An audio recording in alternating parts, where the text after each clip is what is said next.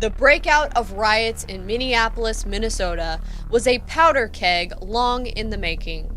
The evidence for pre-planning and setting up a situation for a disaster is overwhelming.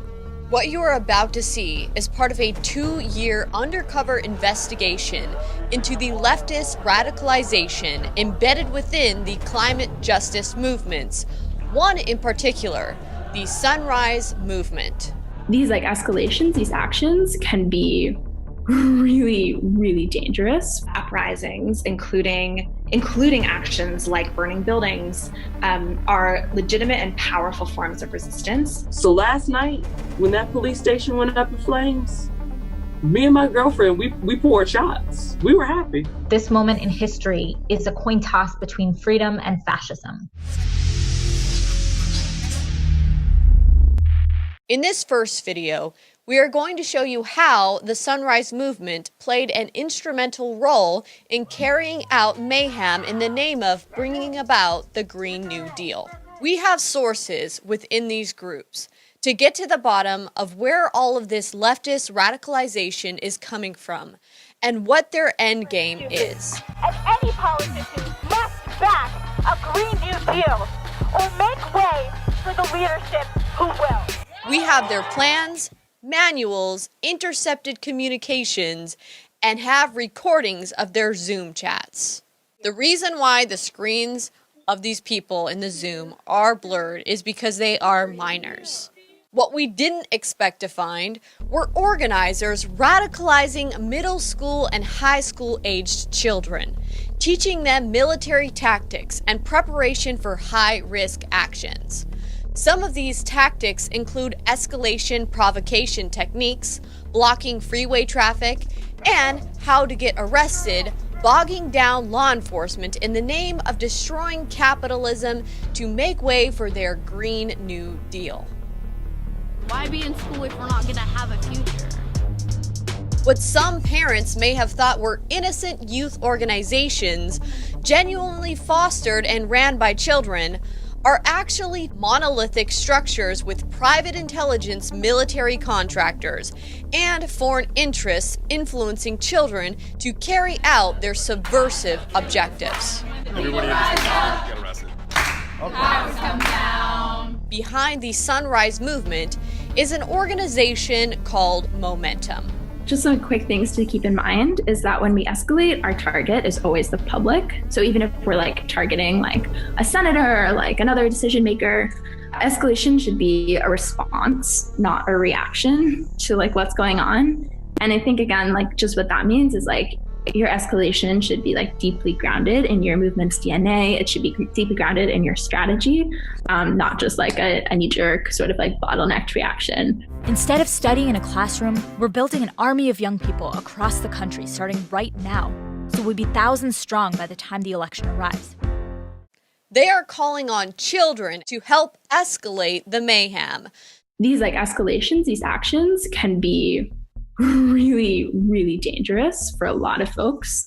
There's a lot of, especially I think with escalated actions, often police are involved, or there's there could be nasty onlookers, or you're doing an action in DC and there's a bunch of really evil MAGA teens over in the corner. Notice they want privileged white suburban children to be on the front lines of the risk actions. A really important thing to think about as Sunrise, which is right now a predominantly white and predominantly middle, upper middle, managerial class movement. Every one of us has a lot of work to do to end these systems, and the more privilege we have in relationship to Blackness, the more responsibility we have to fight to end these systems. Organizers of these youth non-government organizations, or Youngos, embellish white supremacy as a systemic problem, hyper-focusing on statistically rare instances of racial inequality and injustice, while ignoring great strides of progress the United States has made over the past century towards equal opportunity and criminal justice reform.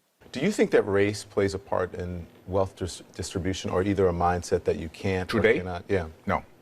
You don't? No, I don't. I don't. Hey, you and I, we're proof. Why would race have anything to do with it? A lot of white kids love rap. Yes. Explain that. What does that say to you? What's the message of it? What's the bigger picture of it? I thought that was clearly a message that there was no such thing as racism. To anyone who believes that America is institutionally racist, I'll challenge you to do this. Go into communities and deal with problems by examining the roots of those problems. Education, a family structure, the growth of liberalism to a point of progressivism beyond any imagined course. What's your thought on Black Lives Matter? Don't come at me with that dumb man. President Trump has done a lot that positively affected the black community, but you won't ever hear the mainstream media talking about that. Not all people who are locked up are individuals who don't deserve a second chance. And so this is about second chances and giving people opportunity. The White House is championing a criminal justice reform bill that would, among other things, implement sentencing reforms, create programs to help inmates thrive on the outside, and grant early release for completion of those programs. This council will coordinate efforts across the entire federal government to deliver jobs, investment, and growth to the communities that need it the most. The Green New Deal is not about climate change. It's about climate justice. Essentially, they're blaming climate change on white people. We won't have a Green New Deal that works for everyone unless we concurrently address the sickness that lies in the soul of America in things like white supremacy. The events that erupted in Minneapolis, Minnesota, were not a spontaneous reaction to the murder of George Floyd. These were well-planned events, anticipating some perfect trigger points to bring about the new normal, a world without police, without borders, without industry, without wealth, without private property, without an economy. A world based on communist ideals embedded within the Green New Deal. Organizers on the ground need money right now. We got to move that money to our comrades. However, in order to normalize policies set forth by the Green New Deal, crises have to be capitalized on to further their agenda while destroying the great accomplishments of civil rights movements of the past. The facts show that 50 years of epic civil rights battles for specific rights, and after 3 decades of changing social and political realities, a once oppressed people are no longer that. The breakout of riots in Minneapolis, Minnesota was a powder keg long in the making. From abusive police training, utilizing warrior and fear-driven tactics, to key radical players and organizations put in place. And it's khakis and a white shirt covered in swastikas, goes up in flames. Thousands of people here, and the police don't really have it separated between the people pro-Trump and the people against Trump.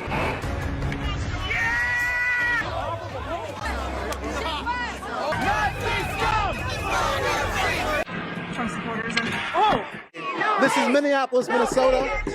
What led up to George Floyd's death was avoidable and unnecessary. The evidence for pre-planning and setting up a situation for a disaster is overwhelming. The goal was to kick off a national and international revolution of the likes the world has never seen, based off preventable and even instigated situations, creating political capital for leftist radicalization. In 2017, the stage had been set. It needs to change now. It needs to start with each and every one of you. The youth climate strike at the Minnesota State Capitol, a breeding ground for recruitment, was recorded and promoted by Unicorn Riot, a leftist media organization based out of Minneapolis, with video libraries promoting Antifa, who provided the most up-and-close coverage of the Minneapolis riots. Less than 2 days after George Floyd's murder circulated on social media, The Sunrise Movement organizers are already calling their young members to action. We are currently witnessing, an uprising. I believe it's extremely important that we come together as a movement to look at the roots of this violence and resistance and what our work has to do with ending white supremacy. We are here to fight back collectively against that system. So Black organizers and multiracial groups of organizers in Minneapolis have been building power in the city for years now.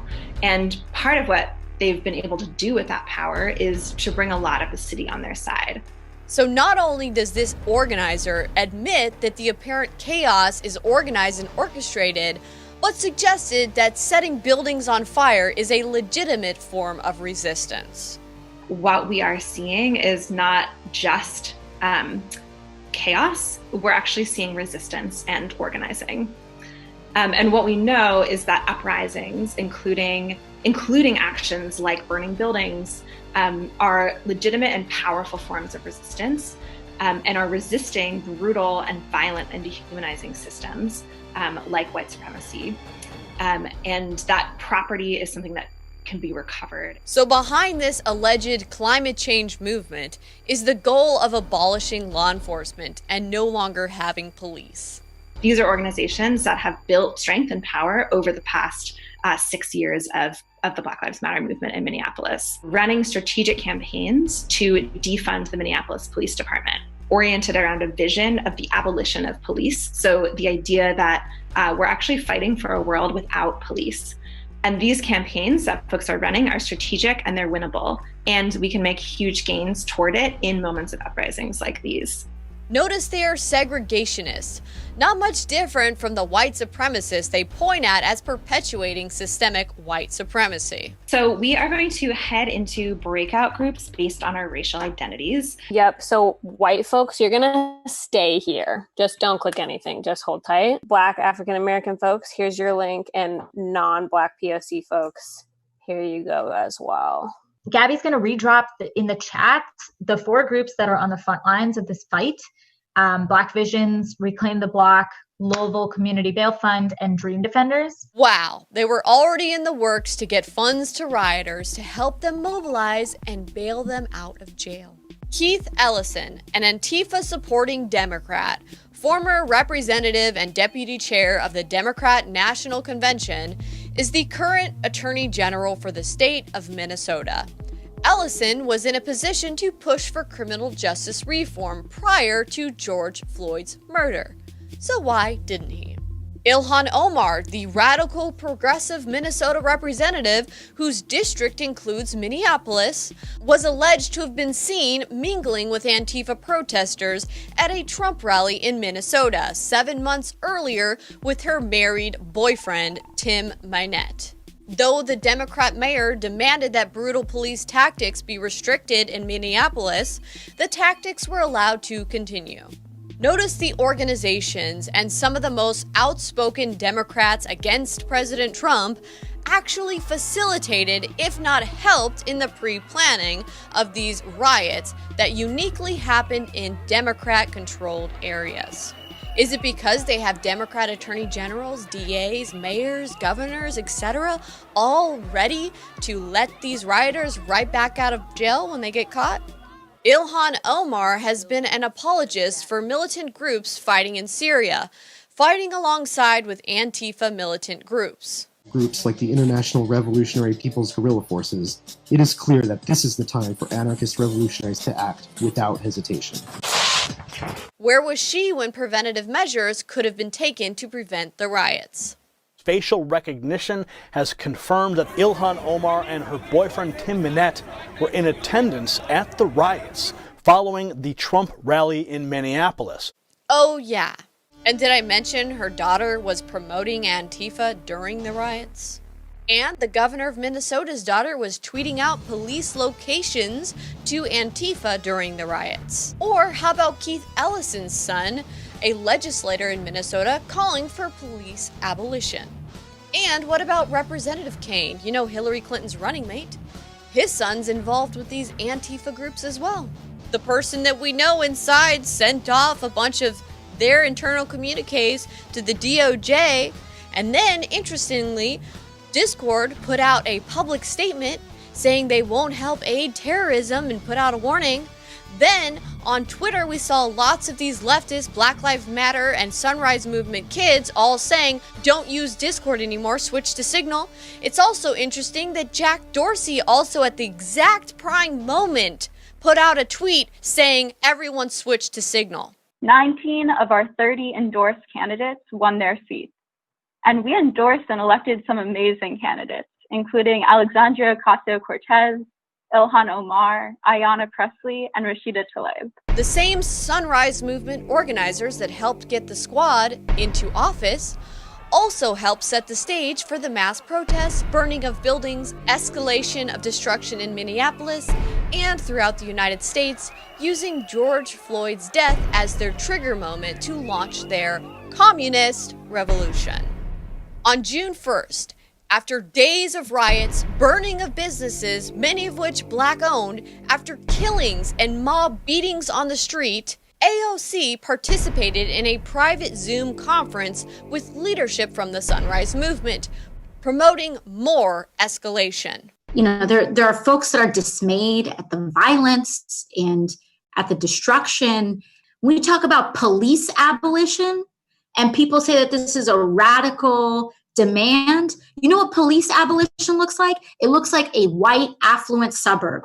And when it comes to environmental justice, it's the same thing. And so I just thank each and every one of you for leading that systemic change, for ushering that systemic change. Why did it take so long for the police to file charges and for the district attorney's office to move towards criminal prosecution? There was plenty of video evidence circulating on social media to justify immediate action by local law enforcement. Why? Is it because it allowed for more escalation and shift of blame towards the organizers' true goal, going after President Trump, his supporters, and the American justice system? Why was the graphic video of George Floyd allowed to circulate on social media without age restrictions? Many violent graphic videos and videos committing crimes and promoting criminal activity were allowed to circulate on social media. Why?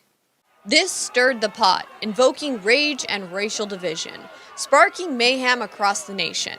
Social media platforms also served as tools for rioters and looters to communicate, coordinate, and undermine law enforcement's ability to quell the situation. Last night, when that police station went up in flames, me and my girlfriend, we poured shots. We were happy. It was a celebration in this house. Multiple police stations in Democrat-ran areas were set on fire and destroyed.